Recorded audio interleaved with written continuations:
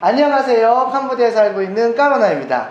안녕하세요. 뉴스브리핑 캄보디아 편집장 정혜솔입니다. 네, 썰까로나 오늘 김혁 대표님을 게스트로 모시고 여러 이야기를 나눠보려고 하는데요. 반갑습니다. 네, 초대해 주셔서 감사합니다. 네, 저 예전에 한 2번, 3번 정도 까로나 TV에 출연한 적이 있고요. 캄보디아에서 17년 차 지금 사업을 하고 있고 부동산 사업하고 호텔 사업을 하고 있는 김혁이라고 합니다. 반갑습니다. 저희가 얼마 전에 네. 지면으로 인터뷰를 진행한 적이 있는데 네. 저는 그때 김혁 대표님의 스토리를 듣고 깜짝 놀랐거든요. 아마 많은 구독자분들께서 김혁 대표님에 대해서 그런 부분까지는 잘 모르실 것 같은데 한번 소개를 좀 더 곁들여서 해주시죠. 저는 이제 17년 전에 2007년도에 여기 캄보디아에 왔고요. 저 그때 이제 31살 때니까 뭐 이제 전세금 빼가지고 캄보디아에 내가 부동산 재벌이 돼보겠다 이렇게 해서 이제 7천만 원 들고 여기 캄보디아에 왔고요. 그 돈으로 부동산 투자를 했었는데 좀 잘 안 됐죠, 처음에. 그때 2007년도니까 진짜 자고 나면 땅값이 2배가 된다 막 이런 시절이거든요. 네, 많은 한국 분들이 캄보디아에 투자하러 왔었는데 그 중에 한 사람으로 이제 참여를 하게 됐고, 그 당시에는 캄보디아 이제 어떻게 투자하는지도 정확하게 모르고 또 덜컥 남의 말만 믿고 투자하고 이래가지고 그 돈을 1년도 안 돼서 사실 다 탕진했죠. 투자를 잘못해서. 눈물. 벌써 눈물 흘리시면 안 되는데.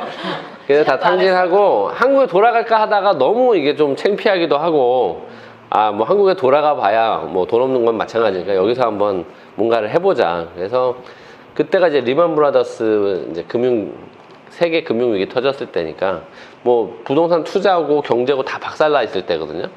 그래서 뭐 정말 안 해본 일 없이 여러 가지를 다 했는데 그렇게 좀 어려운 시절을 겪고 나서 2009년서부터 인포맥스라는 부동산을 설립하고 차근차근 사업을 진행해서 뭐 최근에 2019년도부터는 호텔도 오픈하게 됐고, 네. 바이통. 네, 바이통 호텔도 하게 되고 또 그 계기로 건물 관리 사업도 진출하고 지금은 또 이제 시행까지 다 하게 되는 그런 이제 종합 부동산 회사로 거듭나게 됐습니다. 네, 소개 감사합니다. 네. 감사합니다. 30초 안 잘라요? 너무 것 같아요. 조금 길었는데 네, 괜찮습니다. 까로나TV 유튜브 댓글에 보면 집값이 얼마냐 이런 질문을 하시고는 하더라고요. 그냥 막연하게 거기 집값 얼마예요? 난 답글을 이렇게 달아줘요. 그냥 지역이랑 주택 형태에 따라 천차만별입니다. 이렇게 하는데 오늘 전문가의 좀 입을 빌리고 싶어요. 어떻게 좀 얘기해 드리죠? 이거는 전문가고 비전문가고 대답을 할 수가 없는 질문이에요. 거기 집값 얼마예요? 그러면 한국의 땅값 얼마예요? 뭐 이런 질문인데 뭐 사실 질문자의 의도를 조금 파악해 보자면 뭐 이제 한국 분이니까 거기 가서 만약 한국인이 가서 산다라고 하면 한국인이 거주할 수 있는 주택의 가격은 어느 정도일까? 뭐 이런 질문 정도로 우리가 생각해 볼 수 있을 것 같거든요. 일단 여기 이제 한국 사람들 아파트 위주로 사니까 아파트 위주로 얘기를 해보면 두 가지로 생각해 볼 수 있겠죠. 집을 빌리는 경우, 집을 구입하는 경우. 네. 보통은 많이 이제 처음에는 임대를 해서 이제 쓰시니까 그러면 아파트나 콘도미니엄을 임대했을 때 어느 정도 임대비가 들어가느냐. 정말 천차만별인데 제가 통계를 좀 이제 계산을 해보고 제 경험치로 이런 게 얘기를 중요하죠. 해보니까 통계. 이건 뭐 제 통계니까 김혁 통계로 봤을 때 이제 평에 3.3을 곱하면 이제 스퀘어미터가 되는 거잖아요. 네. 그 스퀘어미터 면적에다가 한 8불에서 20불 정도를 곱하면 대략적인 임대비 범위가 나올 것 같아요. 그래서 예를 들어 한국에 10평이다. 그러면 스퀘어미터로 얼마죠? 33 스퀘어미터. 자, 여기가. 제가 제일 못하는 부분. 자, 이제 훅 들어가. 시리? 33 곱하기 8은 오, 이런 게 있어요? 264. 오, 264. 지금 음성 꺼놔가지고 안 나오는데 차에서도 대답해줘요. 와. 33 곱하기 8은 264입니다. 264불이니까 10평짜리 아파트를 만약에 최저가로 임대한다. 그러면 한 250불 내외 이렇게 이제 보시면 되고 높은 범위로는 사실 서비스도 포함되고 뭐 인테리어도 들어가는 거기 때문에 3에다가 20불로 한번 곱아보세요. 660이요. 660불. 이거 되게 좋은 법칙, 쉬운 공식이다. 네. 8, 20의 법칙, 프놈펜 8, 20의 아파트. 법칙. 8, 20의 법칙. 그래서 20이면 이제 650불 정도 나오죠. 그래서 10평짜리 아파트를 내가 임대하는데 조금 고급으로 간다 그러면 한 650불 정도 생각하시면 될 것 같고, 그러면 우리나라에서 가장 이제 가족에서 많이 쓰는 평수 35평. 35평 얼마입니까? 대비죠, 계산기.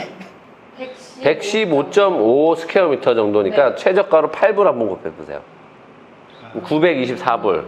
그다음에 다시 이제 20불 한번 곱해보세요. 2,310불 정도 되거든요. 그럼 3베드룸 정도 될 거예요. 아마 35평 정도 되면 3베드룸 35평 정도의 아파트 임대비가 좀 싸게 구하면 900 얼마 정도, 900불 정도. 그다음에 좀 고급 아파트로 가면 2,300불, 뭐 2,500불 나오기도 하고, 여기서 이제 호텔식 서비스가 더 붙거나 그럼 더 넘어가기도 해요. 근데 그거는 이제 아파트 임대의 영역이 아니라 이제 서비스의 개념이니까 그런 것들 빼고 보면 기본적으로 뭐 청소나 경비, 요 정도 서비스가 포함된다라는 기준으로 아파트 임대비는 8불에서 20불 정도 사이다. 이렇게 생각하시면 될 것 같습니다. 매매도 궁금해하시는 분들 많죠? 네. 네, 매매도 비슷한데요. 계산하는 방법은 비슷한데 이제 숫자가 좀 다르겠죠. 아까 얘기했듯이 10평짜리 원룸을 내가 구입을 해서 살겠다라고 하면 33 스퀘어미터였잖아요. 근데 최저가가 한 스퀘어미터에 2,000불 정도를 한번 곱해보세요. 66,000불이잖아요. 그래서 10평짜리 아파트를 내가 캄보디아 푸놈펜에서 구입을 하겠다. 그러면 최저 한 66,000불 정도는 준비가 돼야 되는 거예요. 물론 이제 지방으로 가면 더 싼 것들도 있고, 뭐 좀 더 싸거나 높거나 할 수 있으면 이제 우리는 지금 여기서 범위를 좀 생각해 보는 거니까. 자, 그러면 다시 이제 최고급 아파트로 가봐서 스퀘어미터에 3,500불 정도를 한번 곱해보세요. 그럼 115,000불 정도 나오죠? 115,000불 정도 되면, 아, 요거는 좀 고급 아파트, 뭐 시내 중심에 있는 아파트가 있구나, 이렇게 생각하시면 될 것 같습니다. 그래서 이거는 이제 제가 여기서 17년간 낸 어떤 통계니까, 물론 이제 뭐 공식적인 자료는 아니지만 상당히 신뢰도가 있다고 생각하셔도 됩니다. 노하우가 집약된 고급 자료라고 할 수 있겠네요. 그렇네요. 썰가루나에서 특별히 공개하는 김혁 통계 자료.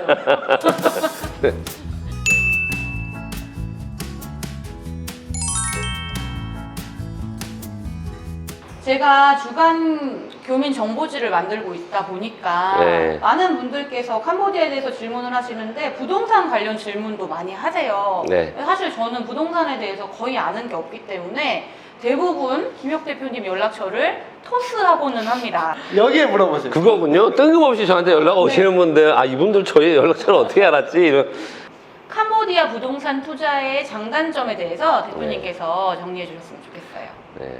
사실 저는 이제 캄보디아에서 이미 부동산 사업을 하고 있는 사람이니까 어느 정도는 조금 좀 객관적이지 못할 수 있어요. 그러니까 이것 또한 저도 어느 정도는 좀 긍정적인 마인드를 가지고 사업을 하는 측면이 있다 보니까 최대한 제가 좀 객관적으로 말씀드리려고 노력은 하지만 저는 기본적으로 좀 긍정적인 시각으로 보는 상황이다. 이제 참고하시면 될 것 같고. 자, 일단 캄보디아가 무슨 돈을 쓰죠, 우리? 달러. 네, 미국 달러하고 이제 캄보디아 네. 리엘하고 같이 섞어서 쓰는데, 그래도 뭐 부동산 투자를 하거나 예금을 하거나 차를 사거나 이런 주도적인 경제 활동은 거의 다 미국 달러를 사용한단 말이죠. 일단은 달러 자체를 쓴다는 게 어떤 의미인지를 잘 모르시는 분들이 굉장히 많아요. 그래, 캄보디아 달러 쓰는데 그래서 뭐가 좋은 건데를 잘 모르시는 분들이 많으니까 그걸 좀 설명드리면 이해가 빠르실 것 같아요. 그 얘기를 하기 전에 일단 캄보디아는 왜 달러 쓸까요? 혹시 아세요? 아, 예전에 관련 영상 만들었었는데 내가 만들었었는데. 그래요? 아니 뭐 유엔 군이 뭐 들어와서. 맞아. 네. 네. 그 하다 보니까 맞아요, 맞고, 이 캄보디아가 내전이 있었잖아요. 킬링필드 있고 나서 이제 킬링필드가 종료되고 정치적인 안정을 찾아가는 과정에서 캄보디아 화폐가 완전히 이제 국제적으로 나락을 갔으니까, 속된 말로 나락을 갔으니까 화폐의 가치가 없는 거예요. 그래서 이제 유엔이 들어와서 이제 신정부를 수립하는 과정에서 선거를 해야 되는데 선거 비용이 없는 거죠. 이제 자국 화폐를 쓸 수가 없는 거예요. 그래서 그때 유엔이 상당량의 US 달러를 가지고 들어와서 캄보디아에서 사용을 한 거죠. 선거 자금으로. 그렇게 시작이 된 달러가 이제 그러다 보니 국민 정서에는 캄보디아 리엘보다는 달러가 최고야, 달러가 안전해, 이런 이제 정서가 생긴 거고, 그때부터 달러가 유통되기 시작해서 아직까지 그 명맥을 유지하고 아직도 캄보디아 사람들조차도 리엘보다는 달러를 더 선호하는 그런 상황이 생겨서 굉장히 특이한 경우죠. 동남아시아 저개발 국가에서 달러를 쓴다는 것은 아마 캄보디아가 유일하지 않을까 싶은데요. 네. 어찌 보면 아픈 역사지만 그 덕에 달러를 쓰게 됐고 이게 지금은 굉장히 투자 매력 포인트로 작용하고 있는 것 같아요. 그래서 그러면 달러가 왜 중요하냐, 왜 투자적인 측면에서 안전하냐라고 보면 일단은 이제 금과 함께 세계적인 안전 자산이잖아요. 네. 그러다 보니까 해외 어떤 투자를 한다라고 했을 때 달러를 가지고 투자를 하면 환율이 요동쳐도 이거는 훨씬 더 강력한 안정성을 가져다 주기 때문에 부자들이 투자하기를 선호하는 거죠. 그리고 두 번째 장점은 여기 이제 부동산이나 투자 관련한 세금이 상대적으로 한국보다 굉장히 좀 유리하게 설계가 돼 있다라고 보시면 되는데 여기서 또 질문 나갑니다. 캄보디아의 부동산 취득세 얼마입니까? 우리 땡! 부동산 취득세 얼마? 모릅니다. 어떤 아니 소액 투자 정식으로는 트랜스퍼 텍스라고 하는데 네. 한국의 개념으로는 취득세예요. 취득세. 네. 그래서 부동산이 A라는 사람에서 B라는 사람으로 넘어갈 때 취등록하는 그 과정에서 발생되는 비용이 4%. 취득가액의 4%인데 보통은 이제 취득가액이 그러면은 이제 실제 매매 거래가냐 아니면 공시지가냐에 대한 질문도 많이 하시거든요. 그래서 법에는 사실 거래가로 명시가 돼 있어요. 그런데 아직은 이 나라가 이제 시스템이 뭐 실질적인 거래가를 체크할 수 있는 그런 이제 과세 시스템이 없기 때문에 대부분은 다 낮춰서 신고를 하거든요. 그러다 보니까 자연스럽게 공시지가를 기준으로 4% 세금을 과세한다 이렇게 보시면 되고, 다만 이제 법인이 거래할 때는 이게 실제 매매 계약서를 제출하도록 돼 있기 때문에 그다음에 향후 이게 법인세에 영향을 미치기 때문에 법인이 거래할 경우는 실제 매매가의 4%, 개인이 거래할 때는 공시지가의 4% 정도 발생한다라고 생각하시면 될 것 같아요. 네. 들리는 얘기가 있는데 정권 바뀌고 요즘 서민 경제 막 그 과세가 너무 추징이 많아지다 보니까 힘들어진다. 근데 부동산 세금도 이제 점점 늘어나는 추세인가요? 아니면 지금 일단 캄보디아 정부 관점에서는 부동산이 가장 세금을 크게 걷어 들일 수 있는 부분이다 보니까 아무래도 점점 더 과세하는 방향으로 갈 건데, 이 나라 입법부나 이제 지금 기득권 세력들, 법을 만드는 사람들이 이미 여기 땅을 많이 가지고 있는 상태이기 때문에 대부분 가지고 있기 때문에 그 사람들조차 이렇게 부동산에 과세하는 게 달갑지만은 않은 상황인 거죠. 그러니까 전체적인 방향은 조금 더 과세하는 방향으로 가겠지만 그걸 시행하는 과정에서 조금 더 시간이 필요할 것이다라는 게 저의 관점입니다. 자, 그렇게 해서 부동산 취득세는 4% 정도 생각하시면 될 것 같고, 그 다음에 보유세. 이건 이제 캄보디아 말로 프로퍼티 텍스라고 하는데 1년에 한 번씩 내는 거예요. 재산세죠. 재산세는 공시지가액의 0.1%예요. 0.1%. 정확하게는 뭐 0.8을 곱하고 25,000불을 빼고 뭐 이런 게 있는데요. 그냥 대략적으로 0.1% 정도 된다 생각하시면 될 것 같으니까, 아파트 한 채를 기준으로 한 뭐 5만 원에서 10만 원 수준이니까요. 한국에 비해서 그렇게 큰 저기는 아니고, 큰 토지나 뭐 좀 제법 사이즈가 있는 부동산이라 하더라도 0.1% 정도면 한국에 비해서는 이제 많이 발생되는 건 아닙니다.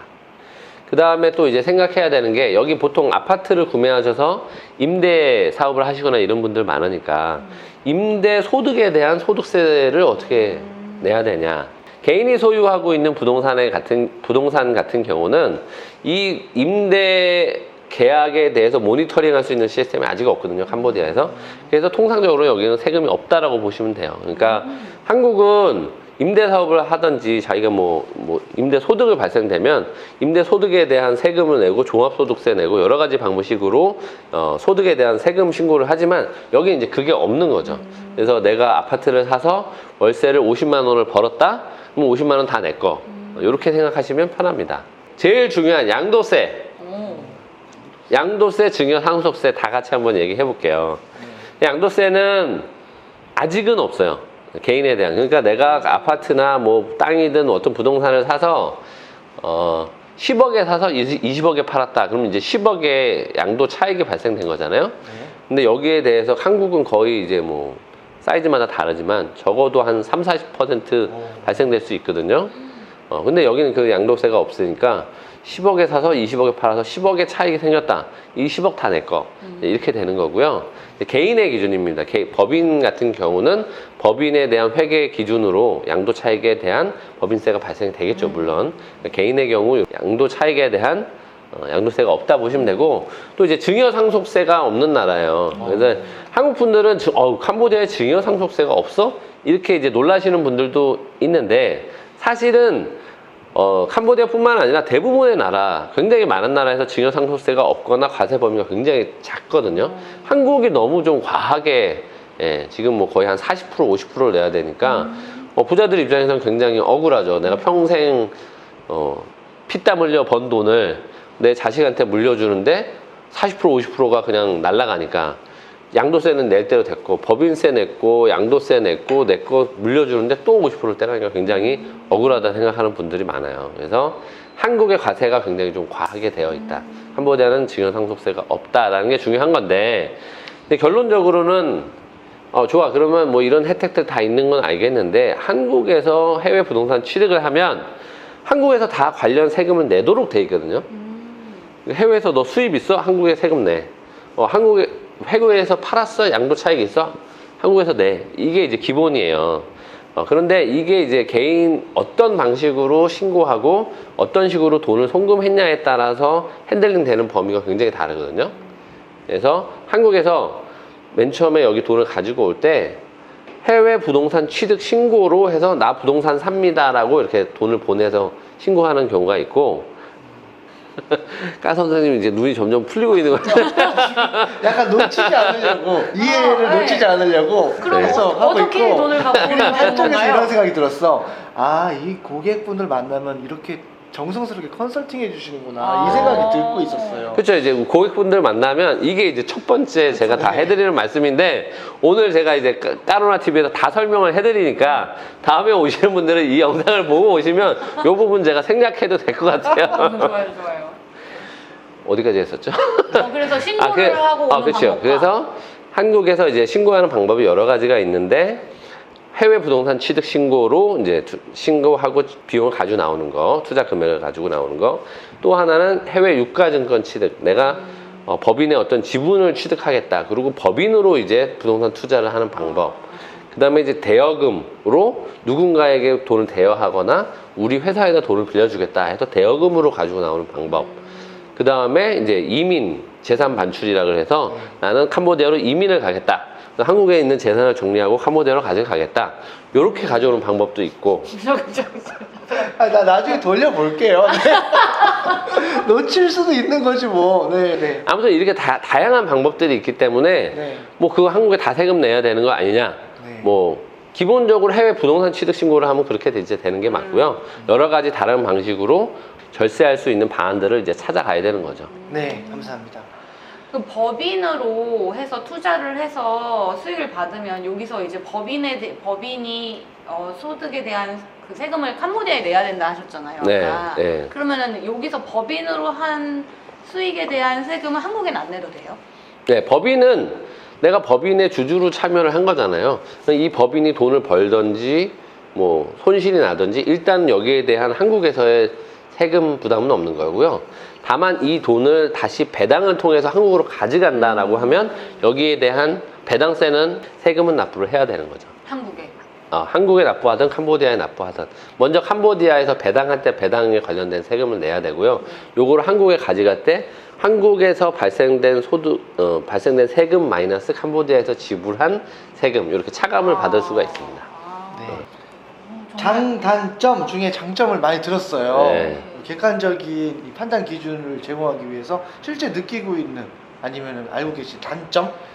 단점은 아마 많이들 공감을 하실 것 같은데, 일단 아직은 경제 규모가 작고 인구도 작고 하기 때문에 부동산 시장이 아직 성숙되지 않았다라는 거죠.